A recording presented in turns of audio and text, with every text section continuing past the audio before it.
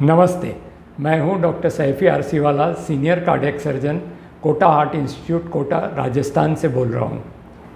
एक महत्व का कारण है जिससे अचानक मृत्यु हो सकती है, जो मैंने मेरे पिछले वीडियो में नहीं बताया था, वो है स्लीप एपनिया। इस वीडियो में मैं स्लीप एपनिया के बारे में आपको पूरी जानकारी देने की कोशिश करूँगा। मैंने मेरे पिछले वीडियोज़ में नींद के बारे में सारी जानकारी दी है और संक्षिप्त में अगर कहूँ तो हमें 7 से 8 घंटे रोज़ नींद ज़रूर लेनी चाहिए। अगर किसी कारण से हमें नींद नहीं आती तो हम अपने डॉक्टर को संपर्क करके उनसे रात को सोने के लिए दवाई ले सकते हैं। अगर हम 6 घंटे से कम सोते हैं तो हम अपने आप को कार्डियोवास्कुलर रिस्क पे डाल रहे हैं। दिन भर में जो शरीर पे आघात होते हैं वो जब हम रात को सोते हैं तो वो सारे दुरुस्त हो जाते हैं, यानी कि रिपेयर होते हैं। और इसलिए निद्रा का एक बहुत ही महत्व है हमारे दिनचर्या में। नींद की बीमारियों में स्लीप एपनिया एक गंभीर और महत्व की बीमारी है। तो आज इस वीडियो में हम स्लीप एपनिया के बारे में चर्चा करेंगे। जब कभी भी हमारा सांस रुक जाता है उसे मेडिकल टर्म्स में एपनिया कहते हैं। और अगर नींद के दौरान अगर हमारी सांस बीच बीच में रुक जाती है 30 से 45 सेकंड के लिए, उसे हम स्लीप एपनिया कहते हैं। स्लीप एपनिया के 2 महत्व के सिम्टम्स हैं। एक है स्नोरिंग, यानी कि खर्राटे आना। रात को बहुत खर्राटे आते हैं तो जो अपने अगल बगल में सोए हैं उन्हें भी डिस्टर्बेंस होती है। अगर वो सवेरे आपको कहे कि आपको बहुत खर्राटे आ रहे थे नींद में, तो एक संभावना है कि आपको स्लीप एपनिया हो सकता है। दूसरा जो सिम्टम्स है वो ये है कि जब आप सवेरे उठते हैं तो आपको थकावट महसूस होती है, फ्रेशनेस नहीं लगता और दिन भर नींद आती रहती है। ये दोनों महत्व के सिम्टम्स हैं। अगर आपको एक भी सिम्टम्स दोनों में से है तो आपने स्लीप एपनिया के लिए जांच करवा लेनी चाहिए। इसके अलावा जो एक कॉमन बीमारी है जिसे हम हाइपोथायरॉयडिज्म कहते हैं, इसमें भी स्लीप एपनिया काफ़ी कॉमन है। और किसी भी लोगों को हाइपोथायरॉयड है वो उन लोगों ने स्लीप एपनिया का इन्वेस्टिगेशन ज़रूर से करवाना चाहिए। जो मेन कारण होता है स्लीप एपनिया का वो ये है कि जब कभी भी हमारे सांस की नली में, यानी नाक से लेके फेफड़े तक, अगर कहीं पर भी कोई रुकावट है तो इसके कारण हमें सांस लेने में डिफ़िकल्टी होती है। और जब कभी भी हम सोते हैं तो सांस हमारी 30 से 45 सेकंड के लिए बंद हो जाती है और ये फ्रीक्वेंसी रात को सोते समय बढ़ते चली जाती है। शुरुआत में ये 1 या 2 बार होती है और फिर धीरे धीरे 3, 4, 5 बार भी हो सकती है। और अगर ये लिमिट क्रॉस कर दे तो इससे हमारी जान भी जा सकती है, यानी कि सडन कार्डियक डेथ, अचानक मृत्यु रात को हो सकती है। कई बार सुनने में आया है कि ये व्यक्ति रात को सोए और सवेरे उठे नहीं और रात को ही इनकी मृत्यु हो गई। तो हो सकता है उनकी मृत्यु का कारण स्लीप एपनिया हो।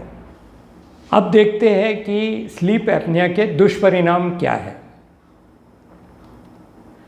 स्लीप एपनिया में बहुत सारी हार्ट की बीमारियां होती हैं और जिन लोगों को हार्ट की बीमारी है उन लोगों को भी स्लीप एपनिया होता है।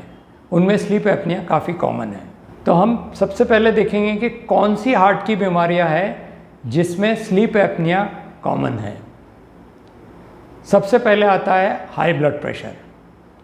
जिन लोगों को हाई ब्लड प्रेशर है लगभग 30% लोगों को स्लीप एपनिया भी साथ में होता है। और अगर आपका हाई ब्लड प्रेशर कंट्रोल में नहीं आ रहा है, दवाइयों से भी आपका प्रेशर कंट्रोल में नहीं आ रहा है, तो स्लीप एपनिया एक बहुत इम्पॉर्टेंट कारण है जिसके कारण आपका ब्लड प्रेशर कंट्रोल में नहीं आ रहा। अगर आप ट्रीटमेंट भी लेते हैं तो वो ट्रीटमेंट भी इफ़ेक्टिव नहीं रहता है अगर आपको स्लीप एपनिया है तो। दूसरी हार्ट की बीमारी जिसमें स्लीप एपनिया हो सकता है वो है एट्रियल फिब्रिलेशन। अगर आपने मेरा ईसीजी का वीडियो देखा होगा तो उसमें मैंने एट्रियल फिब्रिलेशन के बारे में पूरी जानकारी दी है। और जिन लोगों को ये एट्रियल फिब्रिलेशन है लगभग 30 से 35% लोगों को स्लीप एपनिया होता है। और अगर आप एट्रियल फिब्रिलेशन की ट्रीटमेंट भी लेते हो और अगर आपको स्लीप एपनिया है तो वो ट्रीटमेंट 25 से 30% लोगों में फेल हो जाती है। इसलिए अगर जिन लोगों को एट्रियल फिब्रिलेशन है उनको स्लीप एपनिया का भी ध्यान देना चाहिए और अगर ज़रूरी हो तो उसके लिए इन्वेस्टिगेशन करवा लेना चाहिए। तीसरी हार्ट की बीमारी है ब्रैडी एरिथमियास, यानी जिनका हार्ट रेट कई बार स्लो हो जाता है, कई बार इरेगुलर होता है, कई बार तेज़ हो जाता है, तो इसे हम ब्रैडी एरिथमियास कहते हैं। चौथी हार्ट की बीमारी है प्रीमेच्योर वेंट्रिकुलर कॉन्ट्रैक्शन, जिसमें स्लीप एपनिया डेंजरस प्रूफ हो सकता है। और जब ये प्रीमेच्योर वेंट्रिकुलर बीट्स ज़्यादा हो जाते हैं तो एक डिसरिथमिया होता है जिसके कारण सडन कार्डियक अरेस्ट हो सकता है। पांचवी हार्ट की बीमारी है हार्ट फेलियर। हार्ट फेलियर में भी स्लीप एपनिया काफ़ी कॉमन है और अगर स्लीप एपनिया हार्ट फेलियर के साथ है तो इनका प्रोग्नोसिस अच्छा नहीं होता, इसलिए इनकी ट्रीटमेंट जल्द से जल्द शुरू कर देनी चाहिए। छठवां कॉज है कोरोनरी आर्टरी डिजीज़, यानी कि अंजाइना या हार्ट अटैक या नाड़ियों की बीमारी। लगभग 60 से 70% लोगों को जिनको नाड़ियों की बीमारी है उनको स्लीप एपनिया हो सकती है। अब देखते हैं कि स्लीप एपनिया में कौन सी हार्ट की बीमारियां होती है। जिन लोगों को स्लीप एपनिया है उनको सारी वही हार्ट की बीमारियां होती है जिन हार्ट की बीमारियों में स्लीप एपनिया होता है, जैसे कि high blood pressure. Sleep apnoea के 50% लोगों को लगभग हाई ब्लड प्रेशर होता है। इसके अलावा डिसरिथमियास काफ़ी कॉमन है, हार्ट फेलियर हो सकता है। स्लीप एपनिया के कारण डिसरिथमियास होते हैं, वो एक इम्पॉर्टेंट कॉज होता है सडन कार्डियक अरेस्ट, यानी कि अचानक मृत्यु का।